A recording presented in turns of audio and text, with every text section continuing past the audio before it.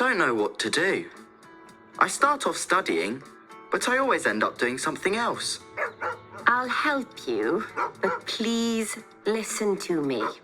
Of course, go on. Now first, you need to take away all of the things that stop you working. What do you mean? First, turn off your music. Music doesn't help you study. Okay.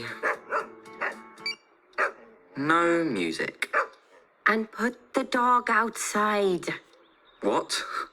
Well, every time the dog goes into your room, you stop studying to pat it. Spot stops you working. Okay. Bye, Spot. Have an apple and a glass of water on your desk before you start. Here you are. Why? Because then you don't need to go to the kitchen for something to eat or drink. Okay. Turn off your phone. No way. Yes. It stops you working. If you turn it off, it's easier to concentrate. You can read your messages later.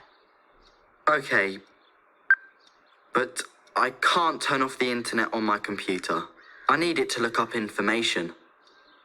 Okay. But you can turn off your instant messages. I know. Mum? Yes. Thanks. This recording was brought to you